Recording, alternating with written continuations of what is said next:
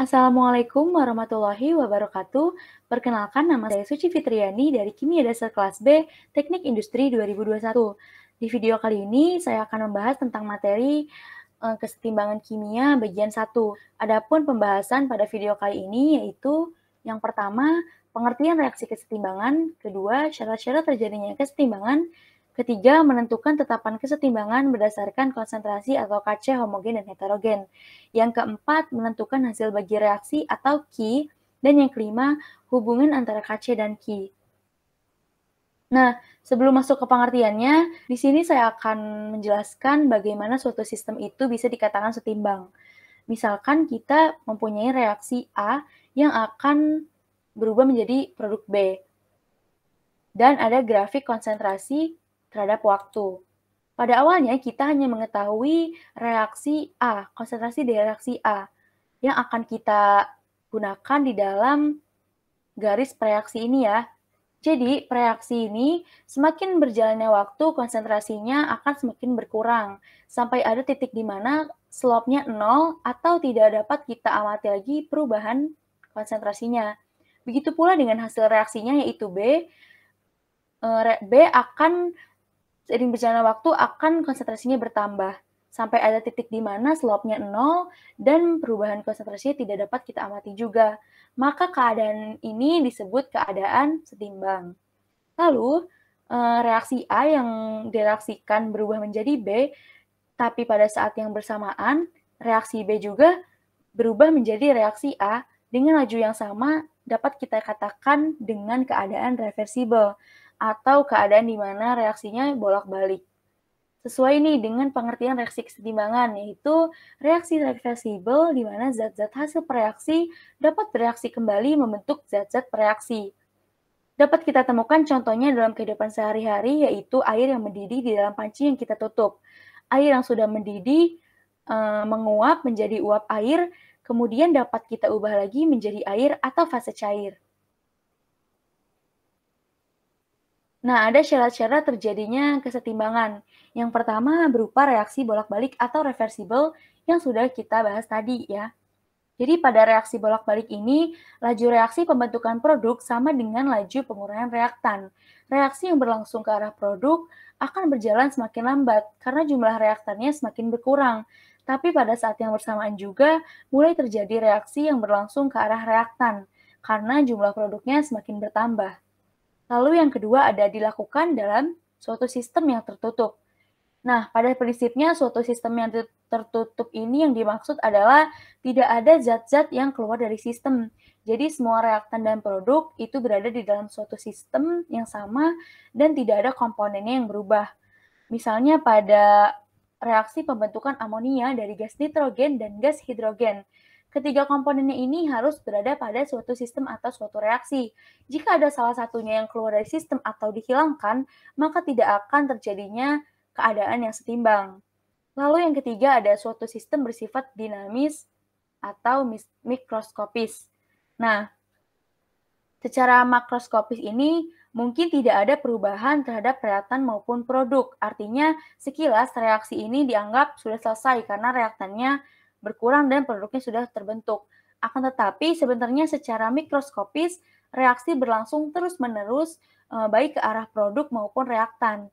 Nah, pengurangan konsentrasi reaktan juga akan sebanding dengan pembentuk produk dan sebaliknya. Ketiga, ada tetapan kesetimbangan berdasarkan konsentrasi atau KC. Secara umum, tetapan kesetimbangan merupakan perbandingan hasil kali molaritas reaktan dengan hasil kali molaritas produk yang masing-masing dipangkatkan dengan koefisiennya. Kesetimbangan sendiri memiliki dua jenis reaksi, yaitu homogen dan heterogen. Sesuai dengan namanya ya, homo dan hetero. Homogen memiliki arti reaksi yang hanya memiliki satu fasa saja. Contohnya pada reaksi berikut. 2SO2 berfasa gas ditambah O2 berfasa gas menghasilkan 2SO3 berfasa gas. Nah, dengan rumus yang sudah ada, kita dapat menentukan tetapan kesetimbangannya atau KC-nya menjadi konsentrasi SO3 berpangkat 2 karena dia koefisiennya 2, dibagi dengan konsentrasi SO3 berpangkat 2 dikali dengan konsentrasi O2 berpangkat 1. Lalu selanjutnya ada reaksi heterogen. Reaksi heterogen ini reaksi yang memiliki lebih dari satu fasa dalam reaksinya. Contohnya nih, dalam AgNO3 berfase larutan ditambah dengan NaCl berfasa larutan menghasilkan AgCl berfasa padat ditambah NaNO3 berfasa larutan. Nah, dalam reaksi heterogen, kita hanya memakai zat yang berfasa gas dan larutan saja untuk menentukan Kc-nya, karena konsentrasi zat padat dan cairan ternyata konstan dalam reaksi ini. Maka dapat kita peroleh Kc-nya yaitu konsentrasi NaNO3 dipangkatkan dengan koefisiennya itu 1 dibagi dengan konsentrasi AgNO3 berpangkat 1 dikali dengan konsentrasi NaCl berpangkat 1. Lalu ada contoh soal yang pertama, jika pada keadaan setimbang terdapat 1 mol gas H2 dan 2 mol I2 dan 3 mol gas HI dalam wadah 0,50 liter, maka tentukanlah nilai kesetimbangannya. Dari data-data di atas dapat kita ketahui sebagai berikut dan berikut juga reaksi kesetimbangannya. Nah, sesuai dengan rumus yang tadi ya, Kc, kita dapat memperoleh konsentrasi sebagai berikut. Lalu, kita substitusikan kepada rumus molaritas, di mana molaritas itu rumusnya mol dibagi dengan volume. Nah, molnya sudah kita ketahui dalam soal dan volumenya juga sudah kita ketahui, sehingga dapat kita peroleh hasilnya Kc yaitu 4,5. Selanjutnya ada contoh soal 2.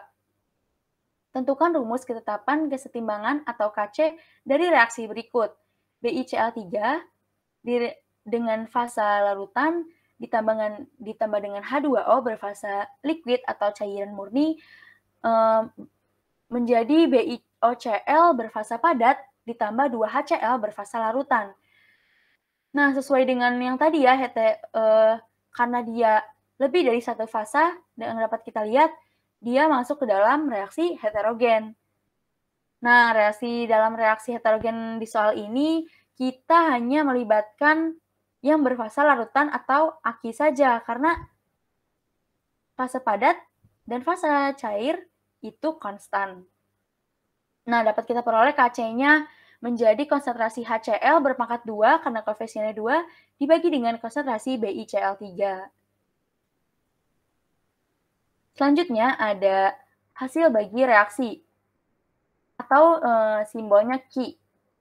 Pada setiap titik reaksi dapat diformulasikan rasio konsentrasi seperti pada tetapan kesetimbangan. Rasio ini disebut hasil bagi reaksi, biasanya diberi simbol Ki.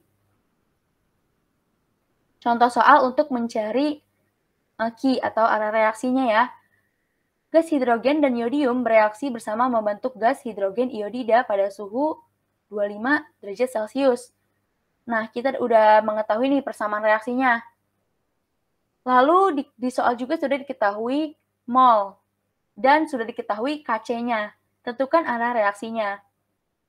Nah, dari soal tersebut kita dapat menentukan Ki-nya sesuai dengan rumus yang tadi ya. Dapat kita peroleh konsentrasi Hi berpangkat 2 dibagi dengan konsentrasi H2 dikali konsentrasi I2. Lalu kita substitusikan mol-molnya. Nah, hasilnya sama dengan Ki-nya 2. Nah, di soal kan sudah diketahui Kc-nya 1. Lalu dari soal ini jawaban Ki-nya 2. Maka Ki lebih besar dari Kc. Artinya, reaksi bergerak ke arah kiri atau dari produk reaktan. Bagaimana kita dapat mengetahui arah reaksi dan bagaimana kita dapat memprediksi arah reaksi antara K dan Kc. Dapat kita bahas di materi berikutnya, yaitu hubungan antara Kc dan Ki.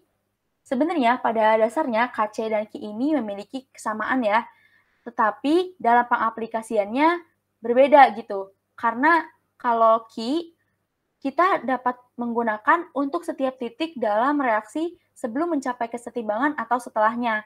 Sedangkan KC sendiri dapat kita gunakan hanya untuk titik di mana reaksi berada dalam keadaan setimbang. Nah, fungsinya apa sih kita mengetahui hubungan KC dan Ki? Itu untuk menentukan arah reaksi dalam mencapai kesetimbangan. Lalu prediksi apa aja sih yang dapat kita peroleh untuk menentukan arah reaksi? Yang pertama ada KC lebih besar dari Ki. Nah, pada keadaan ini, prediksi yang dapat kita peroleh adalah reaktan bergeser ke arah produk. Nah, artinya sistem bergeser dari kiri ke kanan.